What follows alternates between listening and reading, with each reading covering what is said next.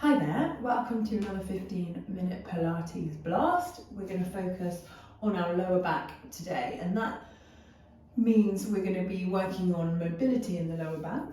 But what we want to be doing alongside our mobility in our longer sessions is working on our abdominal strength, which is going to keep that mobility and it's going to protect your lower back when you're moving. So now this is more of like if your lower back is feeling stiff, or if you want to just move, you've been sat down all day, or you've been driving or something. So this is more of a mobility little sequence for 15 minutes. And what we want to be doing to prevent injury in our lower back is longer abdominal sequences as well. So we might do that next week, another 15 minutes for our kind of abdominals, and to see how we get on. Next week, next month. Anyway, let's have a start in 4-point kneeling. So setting up for 4-point kneeling, we take the knees underneath the hips, our wrists underneath our shoulders, and we spread the fingers. It's really important, spread the fingers. We push our spine up in between our shoulder blades, and we think about the insides of the elbows facing one another rather than turning forward. That might not be a problem for you, it just depends on your mobility. We want to have a pressure of the shins down into the mat, and as you do that, you might feel your lower abdominals switch on, which is why we do it. If we just let everything go, no pressure, then we can have this dip. From here, we're going to think about our spine. It's now in a diagonal line from the base of our hips to the base of the back of our skull. We want to think about making that diagonal line a curved line. We're going to breathe in, widening our ribs. We're going to exhale, and as we exhale, we connect our abdominals and around our lower back. So just the lower back. Then, once we've go no further, we start to nod the head and around the upper back as well, so that we increase that curve and make it that nice round feeling. Then we're going to pull from both ends. Imagine someone's got hold of your head and your tailbone, pulling in opposite directions, and come back to our flat back. Inhaling. Exhale, it's that tuck of the pelvis first, that lengthening out of the low back, nodding the head once we've got there, pushing our spine up in between our shoulder blades. Really get that rounded feeling. We inhale here, exhale, lengthen out from head to tailbone. If you start from your thoracic spine, your upper back, you probably won't get very much going on in the lower back. You just do this and you think you've made the shape. So that's where we start from the bottom. We breathe in. Exhale, tuck that pelvis, nod the head, round the spine, pressing those shins down still, and we really get that rounded shape, and you should hopefully feel your abdominals switching on, because that's the muscle that operates our lower back. The abdominal muscles operate our lower back. It's not that simple, but sometimes it helps us to think of it that way. 2 more, inhaling, exhale, tucking, and rounding the spine, pressing those shins down. Lengthening away.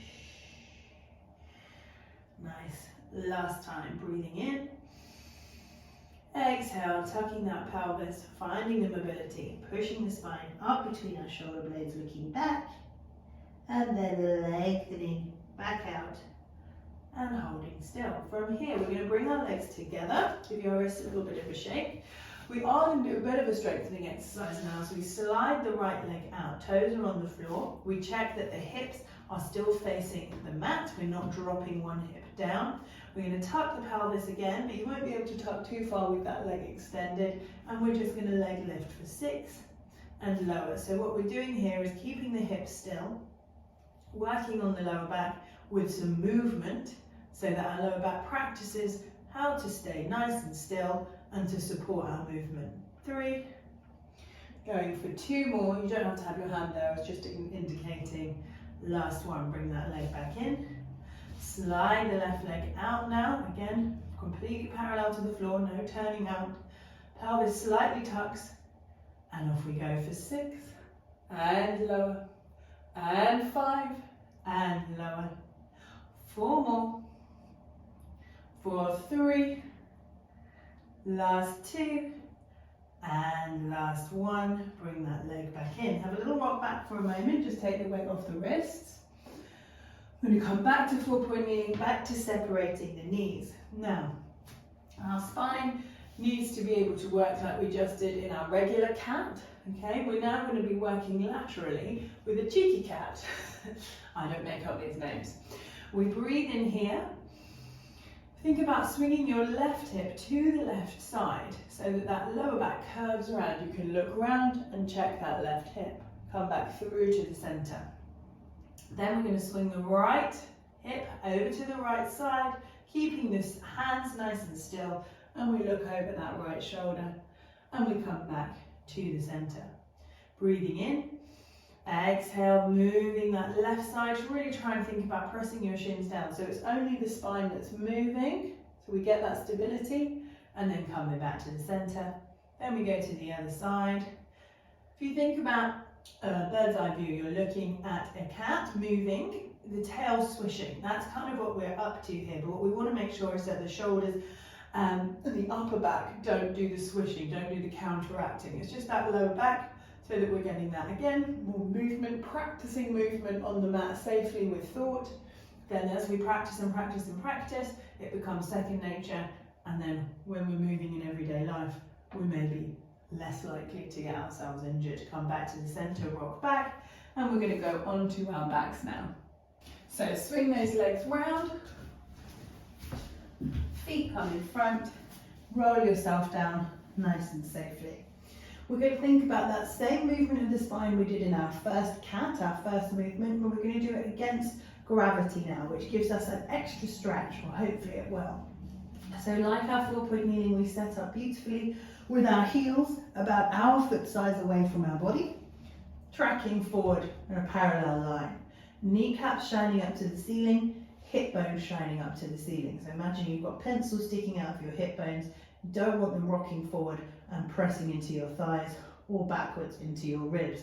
We want them pointing straight up to the ceiling.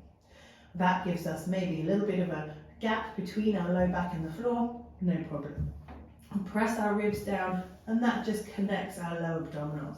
So it's those bottom two ribs we're thinking about pressing into the mat.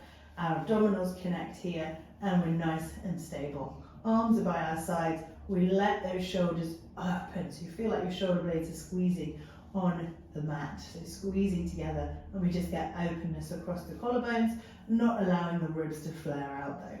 From here, we breathe in. Just like in our 4-point kneeling, we tuck the pelvis and it starts to peel off the floor. I only want you to do a little half spine curl. You may not even be able to see it. So the ribs are staying on the mat, shoulders are staying on the mat, and then we're rolling back down. So we're using our glutes now, using our quads, we're using our hamstrings. Probably not too much quad, I should say. But what we're doing is stretching our spine, stretching the vertebra away from the upper part of the spine, and hopefully getting some space in between our vertebra and our discs, and then rolling back down again. Exhaling and inhaling. Exhaling and tucking. And inhaling and lowering back down. 2 more times. You can take it higher if you want to, but it's that initial tuck of the pelvis that's going to be really easing out our low back if it is inflamed. If you're not inflamed but you want to take it up higher, that's nice as well. Just adding to the glute work and the hamstring work there. Rolling down through the ribs, through the waist, through the hips, and releasing. We've got one more. Maybe you've done 2 if you're doing the half spine curls. No harm in doing another. Lifting and lowering back down. Nice, guys. You can do as many of those. If you are in a flare up position, you can do as many of those as feel good. Bring your feet and knees together now. Take your arms to a low V, just slightly outside the mat. I want you to think about your body as 2 halves. Waist upwards, top half. Waist downwards, bottom half. Waist upwards is going to stay still. We're going to breathe in, and we're going to take the knees over to the right side. We're going to glue the insides of our legs and feet together, so the left heel will pop off the mat, the left bottom cheek will pop off the mat. But because the upper half is staying still, the left ribs, the left shoulders are going to stay on the mat. So we get this stretch. Hopefully the lower back feels a nice movement here. Again, we're just getting that back that is very mobile, can be very mobile, to do it what it's supposed to do, to safely, to go into all the directions and movement patterns that it can do. Over to the left now, keeping the right side nice and still, and then drawing back to the center on an inhale. Exhaling across. Now, keep going side to side slowly and with control until you get really used to that movement pattern. If again, you're not in a flaring up situation and you want to work on the strengthening of the abdominals like I talked about at the beginning, you can take your legs to a double knee fold to do it. It really becomes about the lower abdominals now. Yes, the spine is going to be moving, but we're really challenging them and coming back to the center. So for the final two, just decide where you want to be. If you're in more of a mobility or restorative space in your body at the moment, then keep the feet down. If you want to challenge your strength, take those feet up. Both very valid, both equally important for our bodies. Going over to the left and drawing back to the center. Well done. We're going to come to a seated position now, guys. So, coming up however works best for you, holding onto the backs of the legs or maybe doing a full roll up, whatever place you're at with the Pilates practice, we come to that seated position. Bringing our hands behind our thighs, elbows out to the side, we breathe in. We're exhaling, same thing we've been doing in all the positions. The pelvis rolls underneath us, we nod the head, the shoulders stay over the wrists, and we find that nice rounded position. We breathe in. We exhale, we roll back to sit back on top of our sitting bones again. We inhale. Exhale, tuck the pelvis underneath us, keep a hold of those legs, elbows out to the side. We're rounding the spine, starting from the pelvis, nodding the head, shoulders stay over the wrists. We're not rolling backwards. And we lengthen up to the ceiling. Keep holding on by all means. We want a little bit more of a challenge again to strengthen the abdominals. We breathe in, exhale, pelvis rolls. We reach those hands forward, shoulders stay over the top of the hips. We inhale, exhale, roll forward, and back up. 3 more times, guys, however you would like. Tucking that pelvis, the abdominals can really initiate that movement. We keep the shoulders forward, we nod the head, find that lovely length in our low backs here. It's so important to master this movement before we go on to more complicated abdominal seated exercises. Otherwise you end up hurting your low back because you haven't quite understood that the pelvis is the bit that we need to be moving. The pelvis and the abdominals. Reaching forward, lengthening back up again.